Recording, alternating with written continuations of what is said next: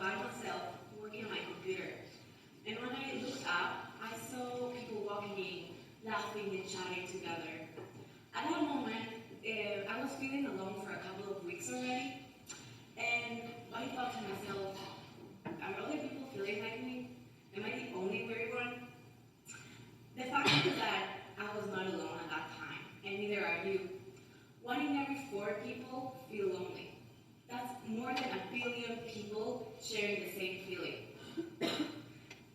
So here's something that nobody tells us about this feeling. Is that loneliness is an opportunity to connect with yourself and then connect with others. So today, in the next few minutes, I'm going to show you how to navigate loneliness and how to transform it into a path towards a more happier and connected life. The first step is changing your attitude. When we tell people that we are feeling lonely, they usually react saying, "Oh, I'm so sorry for you. Oh, things are gonna get better." When I told people what my topic was gonna be for today, someone told me, "Oh, are you feeling lonely right now?" And somebody else said, "Oh, is it gonna be a sad story?" We have given a very heavy and negative meaning to this word. But there's a difference between being lonely, being alone, and embracing solitude. So alone is a situation, you're with no people, like I was at the coffee shop. Loneliness is a feeling, like I was feeling at the coffee shop. But you can also feel lonely when you're with people. And solitude is a choice.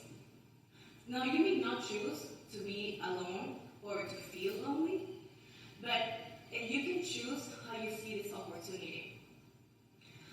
Your alone time can be enriching, and your feeling of loneliness can become in a really positive solitude experience.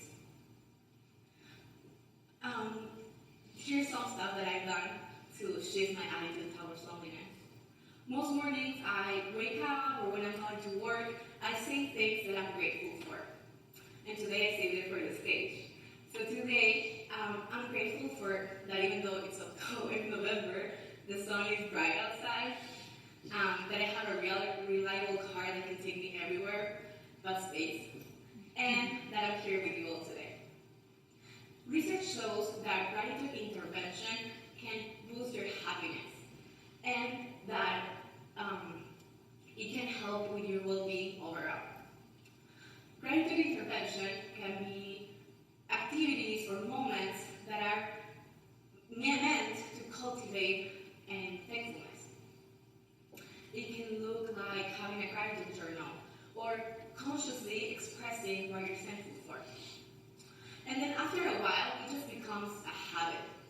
You start seeing and feeling things to be thankful for all the time, even when you're alone.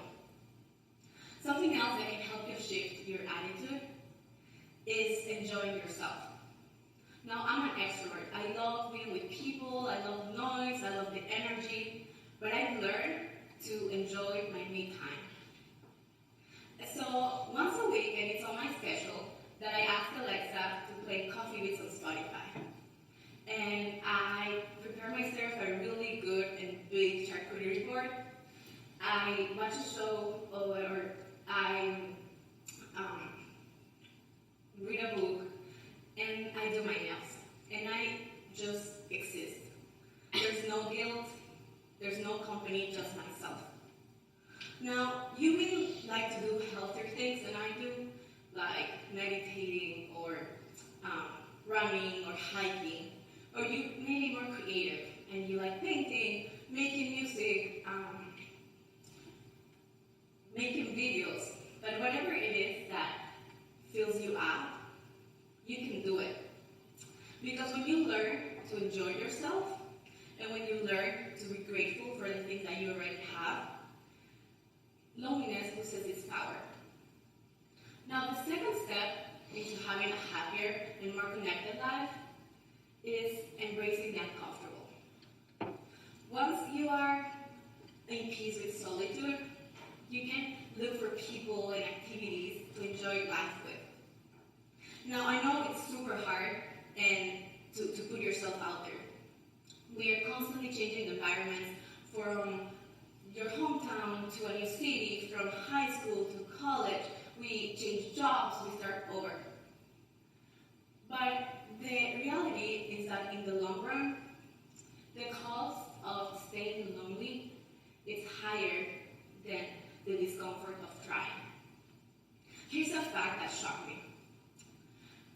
Loneliness does not only affect you emotionally, but it can actually double the risk of depression, and it overall affects your well-being.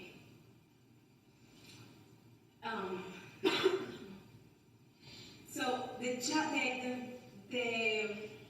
discomfort of looking for connection, it's worth giving it a shot. I always wanted to take salsa dancing classes, and even though I'm Latina, in my country we don't really do that. We don't dance salsa, bachata, or merengue. And I don't really know how to dance.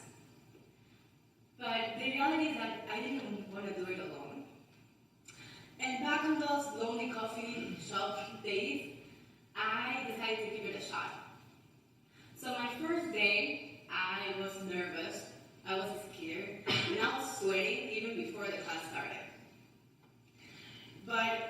And I didn't know anybody in that place either. And if you have never taken a salsa class, you change partners a lot, so like 30 times, and you have to grab people's hands that you don't know.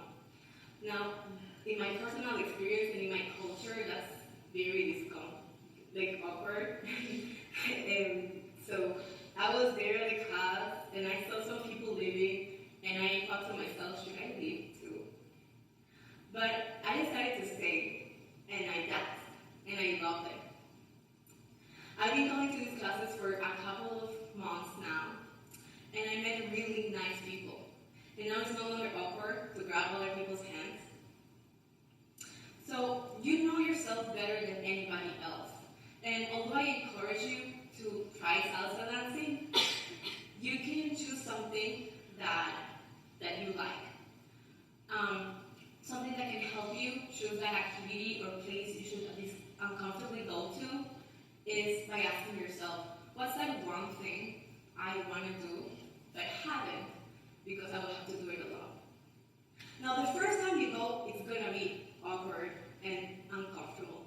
And probably the second and the third and the fourth time you have to grab other people's hands, maybe super uncomfortable. But that discomfort turns into confidence. And those people you meet may become friends. So it's worth giving it a shot. The third step to having a happier and more connected life is being intentionally excited. You haven't met all the people that are going to be in your life yet. Some of your favorite people are not in your life yet. Your future friends, your future mentor, even your future partner may be a stranger right now. And I think that's so exciting to think about.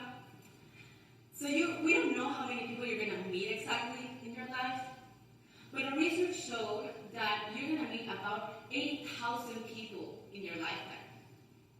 Another research shows that you are going to know 611 people by name. Now, you don't know how those people are going to impact you and how you are going to impact them. My dad met his best friend in his 30s. And when I asked him how they met, he said that they worked for different companies, but my dad would go to this guy's office all the time for meetings. And when he would pass through his future friend's office, he noticed something: rock music. So my dad loves rock music. So his future best friend would have music playing on the background, or there would be some decoration on the desk or around the office. So one day my dad decided to knock on the door and introduce himself. Now that's the start of one of the most amazing and genuine friendships I know. So even though you're going to meet thousands of people in your lifetime, you can be intentional in not remember my freshman year in college, some of my closest friends and friendships started because I reached out first. I DM'd some girls and told them, hey, would you like to grab dinner with me? I even sent a voice note to one of them without knowing them and said, hey, you're Latina, I would love to meet you. Very weird. But some of my favorite, if not all of my favorite memories in college are with those friends I send a message on Instagram to. So be extremely excited of meeting new people and intentionally reach out to them. Something that helps me when I don't know if I should reach out or not is assuming that other people want to make new friends as well. And that even though some people may stay for a season in your life, others are going to stay in your path for a longer time. What is important is how we cultivate and how we present ourselves in those relationships. And the best way to do it is with love, care, intention, and excitement. Your path to a happier and more connected life starts with how you express and how you decide to feel the loneliness. In the short run, choose solitude. Practice gratitude intervention by saying things you're grateful for out loud. And then learn to enjoy yourself. And if you can put a charcuterie board in the equation, I encourage you to do so. In the long run, embrace the uncomfortable. Shake up your routine and go to your own version of salsa dancing classes. And reach out first. The chances are that other people are also looking for connection, just like you are. And finally, just embrace